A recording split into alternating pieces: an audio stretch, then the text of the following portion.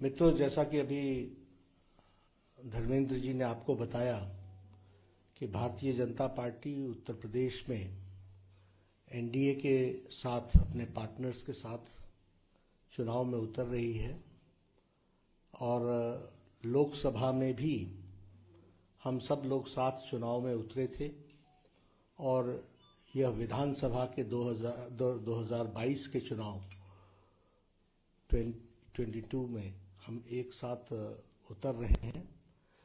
अपना दल और निषाद पार्टी, इनके साथ हम इस चुनाव में एनडीए 403 सीटों पर गठबंधन जो हमारा है वो चुनाव लड़ेगा, ऐसा निर्णय हुआ है। पिछले 2-3 दिनों में निषाद पार्टी के साथ और अपना दल के साथ बहुत डिटेल में चर्चा हुई है और सीट्स के बारे में भी चर्चा हुई और कहाँ कहाँ कौन कौन कंटेस्ट करेगा इसके बारे में भी चर्चा हुई है। डिटेल्स हम आपको उसके बारे में बाद में देंगे, लेकिन हम एक साथ चुनाव लड़ रहे हैं 403 सीटों पर।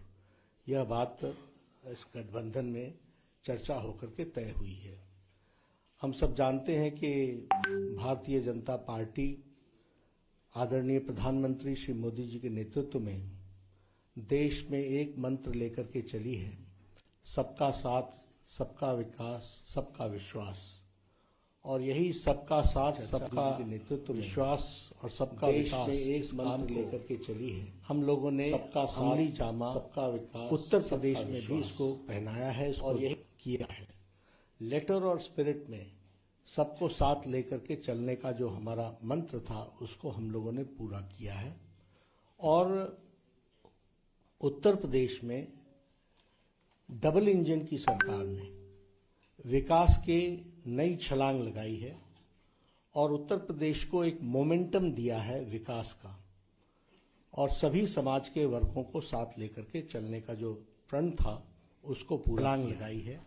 जब हम डबल इंजन की सरकार कहते हैं तो उससे स्पष्ट होता है कि केंद्र का आशीर्वाद, सपोर्ट, मोदी जी का सपोर्ट और योगी जी के द्वारा उसको लेटर और स्पिरिट में इम्प्लीमेंटेशन, उसको जमीनी स्तर पर इम्प्लीमेंट करने में बहुत बड़ा काम योगी सरकार ने किया है, जिसके कारण हमको धरती पर एक परिवर्तन और एक, जिसे हम कहते हैं कि एक विकास की नई कहानी देखने को मिलती है। यह हम सबके सामने है।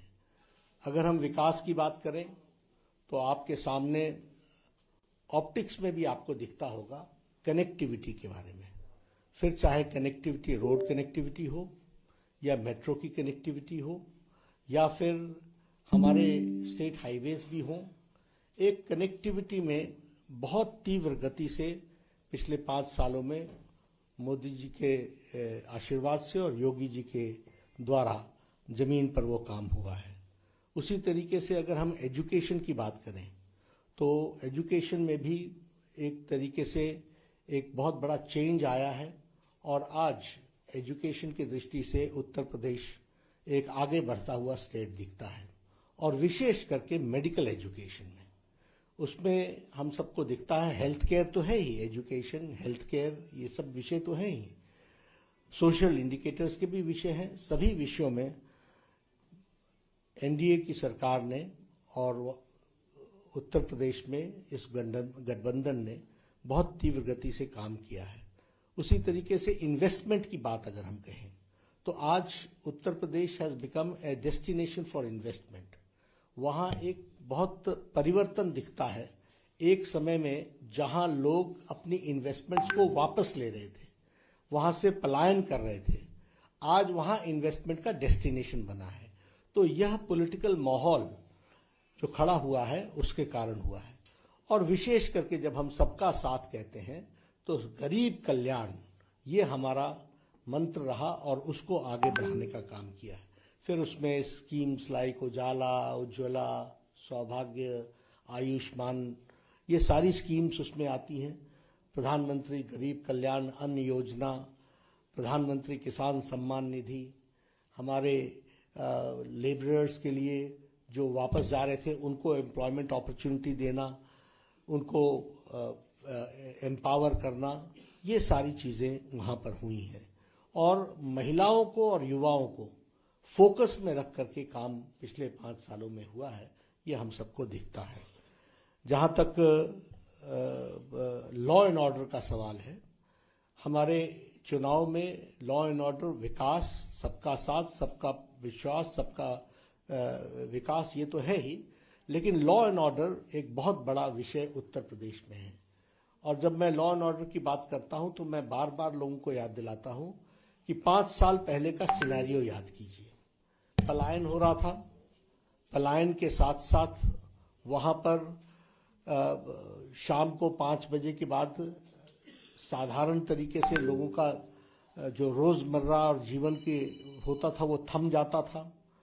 किडनैपिंग्स हो रही थी, हर एक तरीके के वहाँ माफियाज एक्टिव थे और माफियाज और सरकार का नेक्सस था और उनके सपोर्ट से वो काम चल रहा था।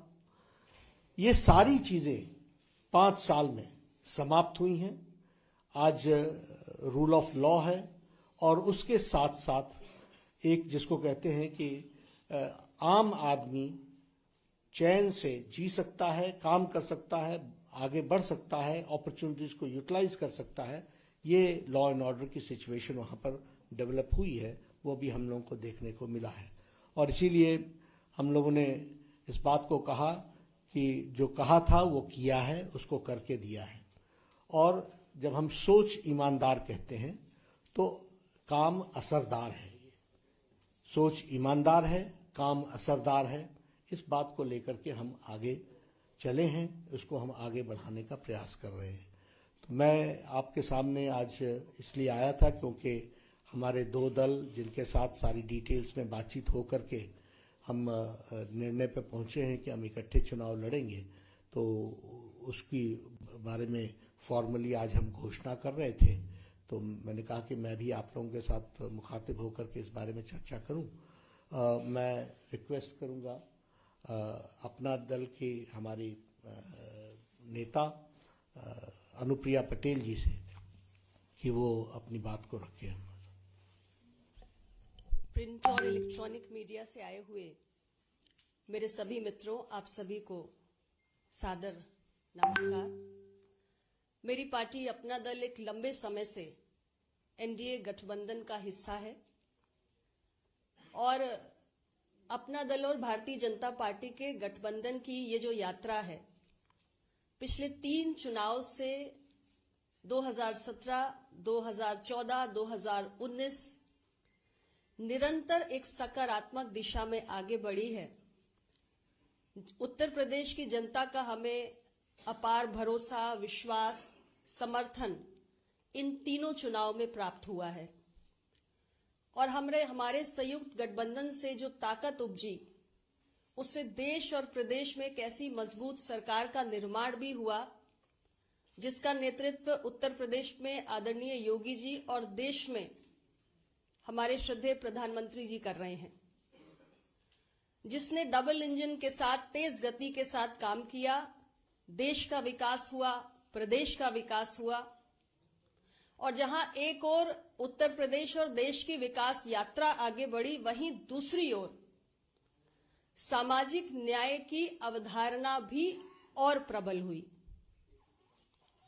उत्तर प्रदेश के अंदर जो विकास हुआ, उन बातों को बड़े विस्तार पूर्वक आदरणीय नड्डा जी ने रखा है, मैं उन बातों को दोहराऊंगी नहीं, लेकिन सामाजिक न्याय के पक्ष पे कुछ बातों को आप सबके समक्ष रखना मैं बेहद जरूरी समझती हूं। मेरा यह मानना है कि अपना दल और भारतीय जनता पार्टी का ये गठबंधन, और आज हमारे आदरणीय डॉक्टर निषाद जी भी हमारे साथ में है, निषाद पार्टी भी हमारे साथ में है, ये जो हमारा एनडीए का गठबंधन है, ये विकास और सामाजिक न्याय का एक बहुत ही बेहतरीन कॉकटेल साबित हुआ है। उत्तर प्रदेश को दोनों की आवश्यकता है, विकास की भी, सामाजिक न्याय की भी। मेरी पार्टी अपना दल ने अपनी स्थापना के समय से हमारे संस्थापक यशाकाई डॉक्टर सोनेलाल पटेल जी के मार्गदर्शन में सदैव समाज के अंतिम पायदान पे खड़े हुए व्यक्ति के हक, अधिकार, भागीदारी के लिए संघर्ष किया है और माननीय प्रधानमंत्री जी के नेतृत्व में उनके साथ आकर हमने ये महसूस किया कि सामाजिक न्याय की चिंतन धारा को और मजबूत करने का हमें अवसर मिला है।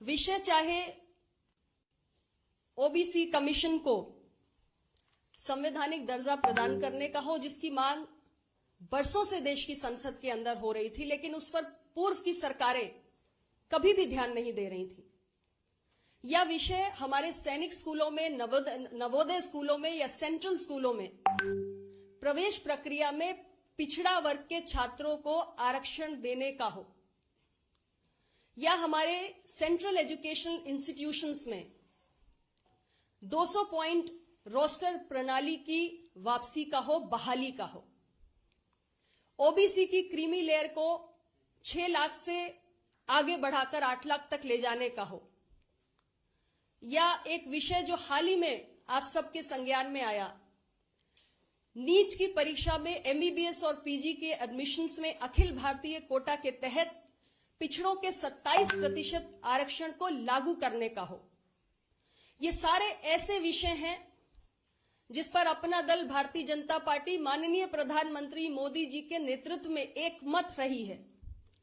माननीय मोदी जी ने हर इस लंबित समस्या का समाधान किया है। अपना दल ने निरंतर इन मसलों को देश की संसद के पटल पे उठाया है, और यहां तक कि हमारे उत्तर प्रदेश के अंदर एक विषय लंबे समय से आप सबकी जानकारी में भी था, 69,000 शिक्षक भर्ती में जो आरक्षण के नियमों की विसंगति हुई थी, उसका भी समाधान उत्तर प्रदेश के लोकप्रिय मुख्यमंत्री श्री योगी आदित्यनाथ जी के नेतृत्व में हुआ है। मेरा सवाल आज उन तमाम दलों से है जो पिछड़ों की नुमाइंदगी करने का आज तक दावा करते आए हैं। एक उदाहरण के माध्यम से नीट परीक्षा का, आप सभी जानते हैं कि 2007 में सुप्रीम कोर्ट ने यह निर्णय लिया था कि एससी एसटी के लिए नीट की परीक्षा की प्रवेश प्रक्रिया में आरक्षण की व्यवस्था को लागू किया जाएगा, और उस वक्त ओबीसी को रिजर्वेशन देने का जिक्र कहीं भी नहीं आया था। देश में यूपीए की सरकार थी 148 सीटों की, और ऐसी तमाम पार्टियां जो सामाजिक न्याय की बात करती हैं, वो बाहर से या सरकार में शामिल होकर समर्थन देने का काम कर रही थी। लेकिन उस वक्त नीट परीक्षा का वो स्वरूप जिसमें ओबीसी आरक्षण लागू नहीं है, ऐसे तमाम दलों ने उसको स्वीकार किया, जबकि वो चाहते तो इस समस्या का समाधान करा सकते थे, क्योंकि उस वक्त की सरकार ऐसे ही पिछड़ों की और सामाजिक न्याय की नुमाइंदगी करने वाले तमाम दलों की बैसाखियों पर टिकी हुई थी। लेकिन अफसोस की बात है कि पिछड़ों के नाम पर प्रतीकात्मक राजनीति करने वाले दलों ने उस वक्त नीट के उस स्वरूप को स्वीकार किया और ओबीसी के आरक्षण को लागू करने की बात नहीं की। लेकिन हमारी सरकार ने, प्रधानमंत्री नरेंद्र मोदी जी की सरकार ने नीट की परीक्षा के अंतर्गत अखिल भारतीय कोटा में ओबीसी का 27% आरक्षण लागू करने का ऐतिहासिक निर्णय किया है।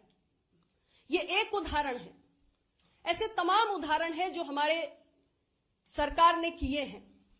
मैं आपको यहां यह भी बताना चाहूंगी कि संविधान संशोधन करके राज्यों को ओबीसी सूची के निर्धारण का भी अधिकार यदि किसी ने दिया है तो माननीय प्रधानमंत्री श्री नरेंद्र मोदी जी की सरकार ने किया है। यहां तक कि देश के अंदर संविधान निर्माता बाबा साहेब अंबेडकर जी के नाम पे भी बहुत राजनीति हुई, लेकिन उनकी कर्मस्थली से लेकर उनकी जन्मस्थली को विश्व स्तर पर पहचान दिलाने का अगर किसी ने काम किया है तो ये इच्छा शक्ति भी देश के प्रधानमंत्री जी ने दिखाई है। डॉक्टर अंबेडकर जी के जीवन से जुड़े हुए तमाम स्थलों को पंचतीर्थ के रूप में विकसित करने का महान काम मोदी जी की सरकार ने किया है। हमारी सरकार की ऐसी तमाम कल्याणकारी योजनाएं 2014 से लेकर आज 8 वर्षों में निरंतर संचालित हुई हैं, चाहे वो आवास योजना हो, चाहे वो स्वच्छ भारत अभियान के तहत शौचालय निर्माण की योजना हो, स्टार्टअप्स हो, व्यवसाय हो, जिसका लाभ सीधे रूप से जो समाज के अंतिम पंक्ति पर खड़े हुए लोग हैं उन तक पहुंचा है, जो दलित हैं, जो आदिवासी हैं, जो पिछड़े हैं। मोदी जी की सरकार ने जनजातियों को वन उत्पादों पर एमएसपी का लाभ दिया है। मोदी जी की सरकार ने निर्णय किया कि सार्वजनिक उपक्रमों द्वारा 4% सामान SC ST उद्यमियों से खरीदारी की जाएगी, ऐसी नीति हमारी सरकार ने बनाई है। दलितों पर होने वाले अत्याचारों की सूची में अलग अलग अपराधों की संख्या को 22 से बढ़ाकर 47 करने का काम भी मोदी जी की सरकार ने किया है। और दलितों को मिलने वाली सहायता राशि भी 85,000 से बढ़ाकर 8,25,000 रुपए तक करने का काम मोदी जी की सरकार ने किया है। ऐसे तमाम दलित, पिछड़े, आदिवासी और कमजोर वर्गों के हितों और कल्याण से जुड़े हुए काम हैं जो आदरणीय प्रधानमंत्री जी की सरकार ने किए हैं। और आज हम सब ने मिलकर ये तय किया है कि हमारा ये एनडीए का गठबंधन, अपना दल, भारतीय जनता पार्टी और निषाद पार्टी का गठबंधन, जो विकास और सामाजिक न्याय के इस गठबंधन को आगे बढ़ाने के नाम पे बना है, इसको हम आने वाले 2022 के चुनाव में भी और आगे लेकर जाएंगे, क्योंकि सामाजिक न्याय के विषय से जुड़ी हुई तमाम समस्याओं का समाधान मोदी जी ने किया है, योगी जी ने किया है। लेकिन अभी भी कुछ ऐसे विषय हैं जिसमें से एक विषय हमारी पार्टी अपना दल निरंतर उठाती आ रही है कि भारत सरकार में पिछड़ों का एक अलग से मंत्रालय बनाया जाए। और ऐसे और भी तमाम विषय हैं जिस पर हमें पूरी उम्मीद है कि हमारे आदरणीय प्रधानमंत्री जी के नेतृत्व में हम भविष्य में इसमें भी सरकार की ओर से एक सकारात्मक रुख देख सकेंगे। और इसलिए सामाजिक न्याय की अवधारणा को और मजबूती प्रदान करने के लिए हम सभी ने तय किया है कि हम एक बार फिर मजबूती के साथ उत्तर प्रदेश के अंदर 2022 के विधानसभा चुनाव में एक साथ मिलकर लड़ेंगे। और जिस तरीके से हमने 2017 से 2022 के बीच में एक नए उत्तर प्रदेश की तस्वीर गढ़ने का काम किया है, उत्तर प्रदेश के विकास को नई ऊंचाइयों पर ले जाने का काम किया है, और उत्तर प्रदेश जैसा महत्वपूर्ण राज्य जहां पिछड़ों की आबादी 50% से भी ज्यादा है, वहां हमने सामाजिक न्याय की अवधारणा को और मजबूत करने की दिशा में बहुत सारे कदम उठाए हैं। ऐसा अभी और भी बहुत कुछ है जो हमें साथ में मिलकर करना है। उत्तर प्रदेश की 403 सीटों पर पूरी मजबूती के साथ अपना दल, भारतीय जनता पार्टी और निषाद पार्टी, हम सभी मिलकर चुनाव लड़ेंगे भी, जीतेंगे भी और उत्तर प्रदेश को आगे लेकर जाएंगे। आप सबका बहुत बहुत धन्यवाद।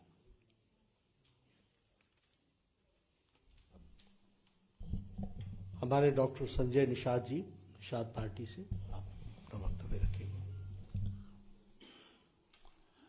आज की इस प्रेस वार्ता में उपस्थित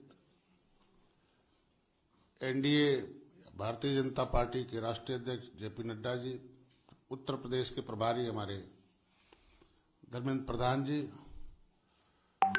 हमारे सहयोगी दल अपना दल की राष्ट्रीय अध्यक्ष अनुप्रिया पटेल जी और ढेर सारे साथी और पत्रकार बंधुओं को मैं धन्यवाद दूंगा कि 2 साल पहले 2019 में मैं यहीं आया था और सहयोगी दल के रूप में मैंने यहाँ एक संकल्प लिया था कि सबका साथ, सबका विकास, सबका विश्वास जो मंत्र है योगी जी का, मोदी जी का, उसे भारत के निचले पावदान में रहने वाले लोगों तक पहुंचाना। 2019 संकल्प लिया था, ऐतिहासिक जीत दिया। मैं आज फिर आपके साथ संकल्प दोहराता हूं कि 2022 की भी जीत एनडीए की उत्तर प्रदेश में पुनः स्थापित करके देने का काम करेंगे। आपको अवगत कराना है कि देश को आजाद कराने वाली 578 जातियां ऐसी थीं जिनको अंग्रेजों ने क्रिमिनल कास्ट घोषित करके उन्हें कानून बनाकर उजाड़ा था। उनकी रोजी रोटी, मकान सब छीने गए थे। अंग्रेजों ने छीना भी था, लेकिन इस देश में पिछली सरकारें जो इस देश में कभी दलितों, पिछड़ों, अल्पसंख्यकों और सभी लोगों की नुमाइंदगी का रोना रोती रहीं या वो नेतृत्व करने का दम भरती रहीं, लेकिन किसी ने उन्हें बिना भेदभाव के कोई काम नहीं किया।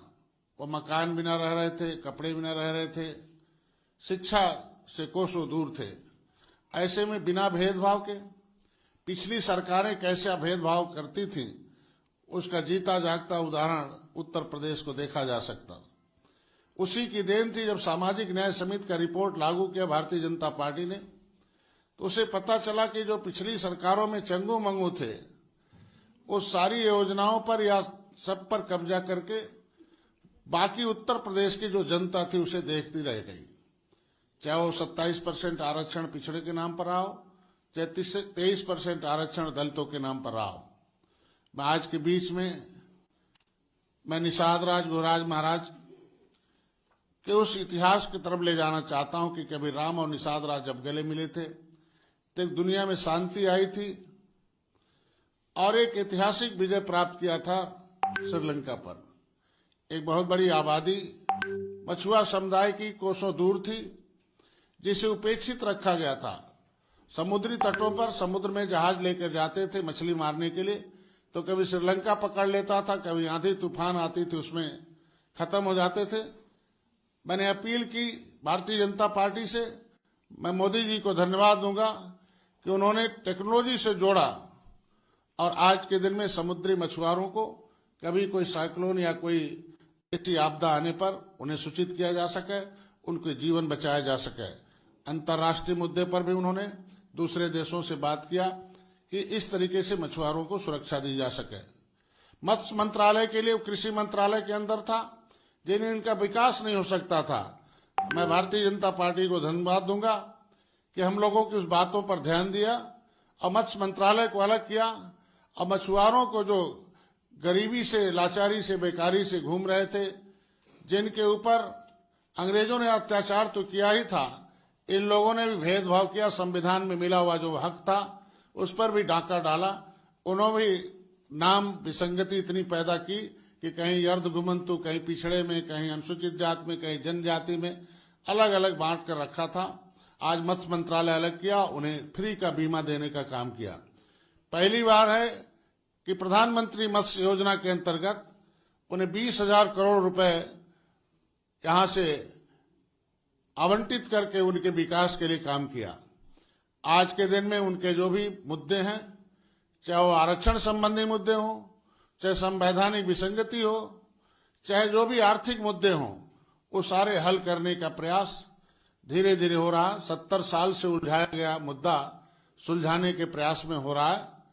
मैं धन्यवाद दूंगा, बधाई दूंगा कि आज के दिन में पिछली सरकारों में कभी एक पन्ने की मांग की जाती थी किसी मंत्री के द्वारा, तो सरकारें मंत्रालय छीन लेती थी कि मछुआरों की बात क्यों उठाते हो और क्यों उनकी कागज को लेते हो, नाम नहीं लूंगा। उसको देखकर 2014 से उत्तर प्रदेश में अभिमानी हमारी अपना दल के नेता ने कहा कि किस तरीके से पिछड़ों के साथ धोखा हो रहा था और किस तरीके से पिछड़ा वर्ग आयोग अनाथ घूम रहा था। नौकरी में तो दे दिया था आरक्षण नाम का, लेकिन शिक्षा में कहीं आरक्षण नहीं था। लेकिन पिछड़ा वर्ग आयोग को संविधान में दर्जा देने के बाद सभी इंस्टीट्यूशन में, सभी क्षेत्रों के, सभी शिक्षा के क्षेत्रों में इन्हें आरक्षण का उसका देन था कि 2014 से लगातार उत्तर प्रदेश में एनडीए जो है वो लगातार बढ़ रहा है। 2014, 2017, 2019 और 2022 में भी एनडीए की सरकार बनेगी। ज्यादा नहीं कुछ, हमारे अध्यक्ष जी ने सब कुछ कह रखे हैं। हम इतने ज्यादा कहना चाहता हूं, उत्तर प्रदेश की जनता और 5 राज्यों का जो चुनाव हो रहा है उसमें मैं जनता से अपील आज के इस प्रेस कॉन्फ्रेंस के माध्यम से करना चाहता हूं कि भारतीय जनता पार्टी जो कहती है उसे देर सवेर उसे सुलझाने का काम करती है। चाहे वो धारा 370 रहा हो, चाहे राम मंदिर रहा हो, तो ढेर सारे, इसीलिए उत्तर प्रदेश के साथ पूरे देश की जनता विश्वास के साथ एनडीए के साथ है। ये 2022 का चुनाव भारतीय जनता पार्टी, निषाद पार्टी, अपना दल इस 403 सीटों पर मिलकर चुनाव लड़ रही है। बाकी जो भी है आपस में बिना पेच के, बिना किसी असमंजस के, बिना किसी डिस्टरबेंस के सभी वार्ता हो चुकी है। 2022 के जीत के लिए, सीट के लिए नहीं, जीत के लिए चर्चा होती है। और उस जीत की चर्चा में जो हम लोगों को उत्तर प्रदेश की पिछली सरकारों ने किस तरीके से भेदभाव के साथ कोई योजना जाता था तो उत्तर प्रदेश लखनऊ से उसकी लिस्ट जाती थी।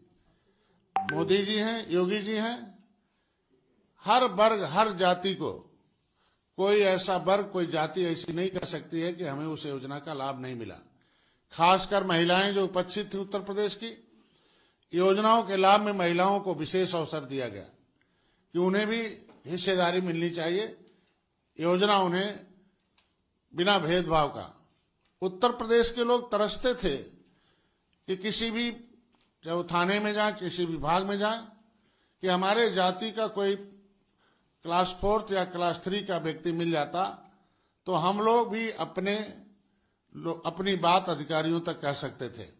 लेकिन अब हमें उम्मीद है, जिस तरीके से उत्तर प्रदेश में हमारे जिस ढेर सारी आबादी मछुआ समुदाय की है, इनके साथ अति पिछड़ी जातियां हैं, उनके जो मुद्दे थे, चाहे वो संवैधानिक मुद्दे हों, चाहे आर्थिक मुद्दे हों, चाहे राजनीतिक मुद्दे हों, भागीदारी देने का काम भारतीय जनता पार्टी ने, उसे हल करने का काम भारतीय जनता पार्टी ने शुरू किया। और सही टू द पॉइंट, पिछली सरकारें ऐसा करती थी 30 साल से कि हमें पिछड़े से निकालती थी और हमें कोर्ट से स्टे लगाकर उनके सारे हिस्से पर कब्जा कराती थी। कम से कम अब सही दिशा में प्रयास हो रहा,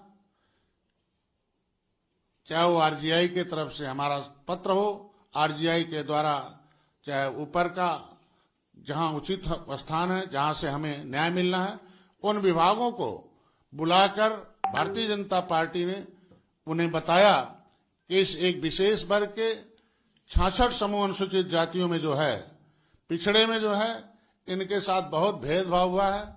संविधान में लिखा हुआ था, लेकिन उसके बाद भी इन्हें अवसर नहीं मिला। मैं उम्मीद के साथ कहता हूं, विश्वास दिलाता हूं कि 2022 में एनडीए ने जो भी सीट निर्धारित की है जीतने की, उससे अधिक सीट देने का, जीत दर्ज कराने का काम डॉक्टर संजय और निषाद पार्टी के कार्यकर्ता करेंगे। इस बातचीत के दौरान जो हमारे राष्ट्रीय अध्यक्ष जी ने कहा कि जिस तरीके से सभी चीजों पर, सभी वर्गों के लिए, सभी शोषितों वंचितों के लिए चिंता भारतीय जनता पार्टी करती, पिछली सरकारों ने चिंता की होती तो 2014 से उत्तर प्रदेश में उन्हें करारी हार नहीं देखनी पड़ती। भारतीय जनता पार्टी चिंता करती है, उस पर चिंता करने पर चर्चा करती है, लागू करती है। जो कुछ भी बाकी रह गया है, चर्चा के दौरान जो भी आता है, आएगा, उसे हम लोग 2022 के चुनाव के बाद उसे लागू करके दिखाएंगे। धन्यवाद।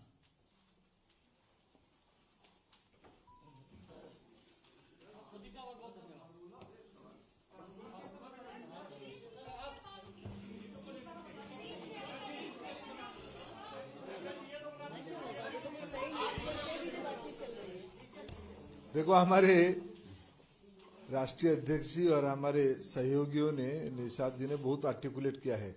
एनडीए 403 के लिए चुनाव लड़ रहा है। बहुत धन्यवाद। अभी आपको मिलेंगे मित्र लोग। बहुत बहुत धन्यवाद।